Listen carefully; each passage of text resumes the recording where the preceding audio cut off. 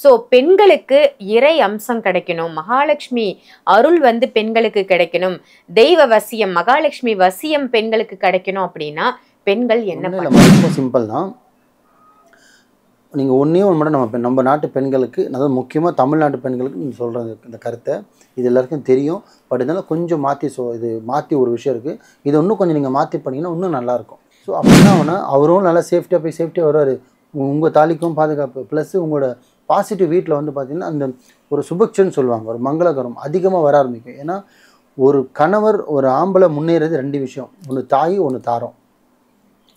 தாயும் கரெக்டாக இருக்கணும், தாரமும் கரெக்டாக இருக்கணும். ரெண்டுமே கரெக்டாக அந்த ஆம்பளை யோகத்துக்கு வந்து அவங்களுக்கும் அது பாசிட்டிவாக இருக்கும், உங்களுக்கும் பாசிட்டிவாக இருக்கும். இது எதுக்காக செய்கிறதுனா தன் தாலியை பத்திரம் பண்ணிக்கிறதுக்காகவும் தன் வாழ்க்கையை தக்க வச்சுக்கிறதுக்காகவும் நீங்கள் மங்களகரமாக இருக்கிறதுக்காகவும் வீட்டில் ஒரு நல்ல பாசிட்டிவ் எனர்ஜியும் வீட்டில் மங்களகரமாக லக்ஷ்மி வரதுக்காக பண்ணுறது.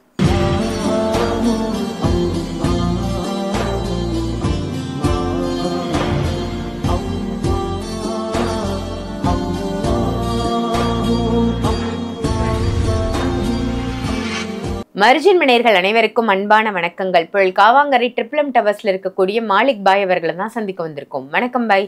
வணக்கம்.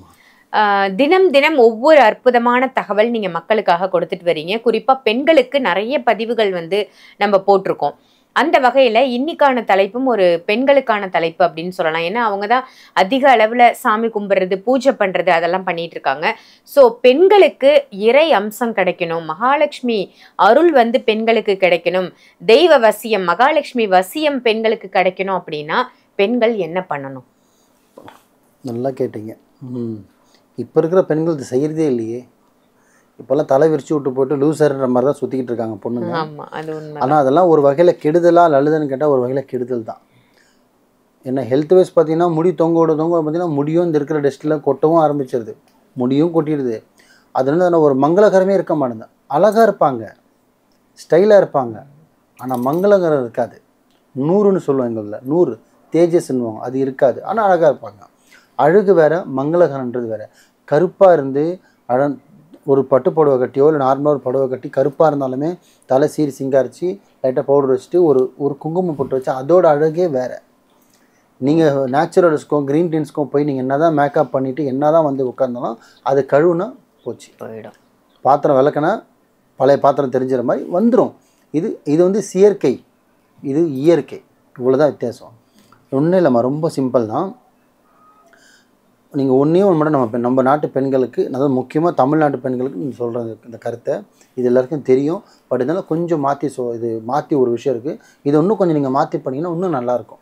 ஒன்றும் இல்லை, உங்கள் கணவர் நல்லா இருக்கணும், நீங்கள் மங்களகரமாக இருக்கணும், அவரும் நோய் நொடி இல்லாமல் இருக்கணும், நீங்களும் நோய் நொடி இல்லாமல் இருக்கணும், வீட்டில் லக்ஷ்மி வரணும், வருமானம் பெருகணும், நோய் நொடி சண்டை எதுவுமே இருக்கக்கூடாது, 2 பேருக்குள்ள அண்டர்ஸ்டாண்டிங்காக இருக்கணும், கண் திருஷ்டி வரக்கூடாது. இதுக்கு என்னவே பண்ணும்? உங்கள் கணவர் உடல் ஆபத்துக்கும் உயிர் ஆபத்துக்கும் எதுவும் வரக்கூடாது, வருமானமும் பெருகணும், வீட்டில் லக்ஷ்மியும் வரணும், நானும் நல்லா இருக்கணும். என்ன பண்ணணும்னா நார்மலாக குங்குமம் வாங்குங்க. நார்மலாக நீங்கள் கடையில் போய்ட்டு குங்குமம் வாங்குவீங்க. அந்த குங்குமம் நீங்கள் 1/2 கிலோ வாங்குங்களோ இல்லை 1 கிலோ வாங்குங்களோ இல்லை டப்பா வாங்குறீங்களோ, நான் சொல்கிறது திருமணத்துக்கு மேலே இருக்கிற பெண்களுக்கு. நார்மலாக கடைக்கு போயிட்டு குங்குமம் வாங்கி வீட்டில் வச்சு அந்த குங்குமத்தில் பச்சை கற்பூரம் வாங்கி பச்சை நசுக்கி நல்லா பவுட்ரு ஆக்கிக்கணும். லைட்டாக மணியாக இருக்கக்கூடாது, நல்லா அதுவும் பவுட்ரு ஆகிடணும். பவுட்ரு ஆகி வச்சு எவ்வளோ நீங்கள் சைஸ் வச்சுருக்கீங்கன்னா அதுக்கு ஒரு 2 சிட்டுக்கு 3 சிட்டுக்கு, இல்லை அதிகமாக வச்சிங்கன்னா அதிகமாக மிக்ஸ் பண்ணாதீங்க.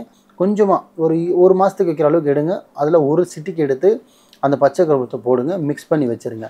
நார்மலாக காலையிலேருந்து குளிச்சுட்டு நார்மலாக நீங்கள் வச்சுக்கோங்க. கணவர் வேலைக்கு போகிறதுக்கு முன்னாடி நீங்கள் இதை செய்யணும். இதுதான் விஷயம். அவர் 6 மணிக்கு வேலைக்கு போனாலும் நீங்கள் 8 மணிக்கு எழுந்திரிச்சா எங்கேருந்து வைக்கிறது?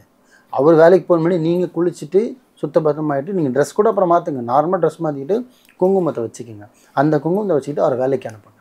ஸோ மங்களகரமாக எப்படி போகிறாரோ அதே மாதிரி சத் சலாம் பண்ணுவோம். அப்படின்னா கைகள் சொக்கத்தோடு அதே மாதிரி நல்லபடியாக வீட்டுக்கு வருவார். ஸோ ஒன்று. ஸோ அப்போ என்ன ஆகுனா அவரும் நல்லா சேஃப்டியாக போய் சேஃப்டியாக வருவார்.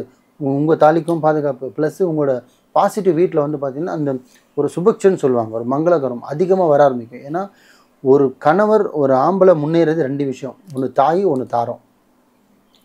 தாயும் கரெக்டாக இருக்கணும், தாரமும் கரெக்டாக இருக்கணும். ரெண்டுமே கரெக்டாக அந்த ஆம்பளை யோகத்துக்கு வந்துடுவான். இந்த 2ல் ஒன்று சரியில்லைனா கூட வாழ்க்கையில் கீழே இறங்கிடுவான் ஒரு ஆம்பளை. இதுதான் உண்மையான விஷயம், புரியுதுங்களா? ஸோ அந்த குங்குமத்தை வச்சுக்கிறோம். ப்ளஸ் அந்த குங்குமத்தை அதே மாதிரி தான் மிக்ஸ் பண்ணி பச்சை கருப்பு மிக்ஸ் பண்ணி தான் வைக்கணும். ஒன்று. அதே மாதிரி வெள்ளிக்கிழமை ஆச்சு போய் காலையில் எழுந்திரிச்சு ஹஸ்பண்ட் போயிட்டாரா, உங்கள் வசதி தகுந்த மாதிரி ஒரு 1/2 கிலோவோ 1 கிலோவோ இல்லை பாக்கெட்டாவோ வாங்கிக்கோங்க. ஸ்ட்ரெயிட்டாக உங்கள் நியர்பையில் எங்கே அம்மன் கோயில் இருக்கோ, நீங்கள் பூ கொடுக்குறீங்க, பிரசாதம் கொடுக்குறீங்க, அதெல்லாம் வேறு. இதுதான் பிரசாதம், குங்குமம் தான் பிரசாதம். ஏன்னா குங்குமம் தான் நம்ம நாட்டு பெண்களுக்கு ரொம்ப முக்கியமானது ஒரு பொருள். என்ன சொல்கிறது, துணி கூட கொடுத்துருவாங்க, நகை கூட கொடுத்துருவாங்க, குங்குமத்தை வந்து கொடுக்க மாட்டாங்க. அந்த மாதிரி அந்த குங்குமத்தை எடுத்துகிட்டு போயிட்டு அந்த கோயிலில் கொடுத்துடணும். அர்ச்சகர்கிட்ட கொடுத்துட்டிங்கன்னா அவர் அதை சன்னிதானத்தில் வச்சுட்டு அதுக்கப்புறம் அங்கே இருக்கிறவங்கள மற்ற பெண்களுக்கும் அது கொடுப்பாரு. அவங்க ஒரு 200 பேர் வராங்கன்னு வச்சுங்க ஒரு நாளைக்கு, அந்த 200 பேருமே நீங்கள் காசு கொடுத்து வாங்கின குங்குமம் தான் அங்கே செல்லும். ஸோ அவங்களுக்கும் அது பாசிட்டிவாக இருக்கும், உங்களுக்கும் பாசிட்டிவாக இருக்கும். இது எதுக்காக செய்கிறதுனா, தன் தாலியை பத்திரம் பண்ணிக்கிறதுக்காகவும் தன் வாழ்க்கையை தக்க வச்சுக்கிறதுக்காகவும் நீங்கள் மங்களகரமாக இருக்கிறதுக்காகவும் வீட்டில் ஒரு நல்ல பாசிட்டிவ் எனர்ஜியும் வீட்டில் மங்களகரமாக லக்ஷ்மி வரதுக்காக பண்ணுறது. இது முழு நம்பிக்கையோடு பண்ணி பாருங்கள். இது பண்ணிகிட்ருக்கவங்க இன்றைக்கும் பண்ணுறாங்க, கிராமத்து சைட்லேயும் ஊர் சைட்லேயும் பண்ணுறாங்க.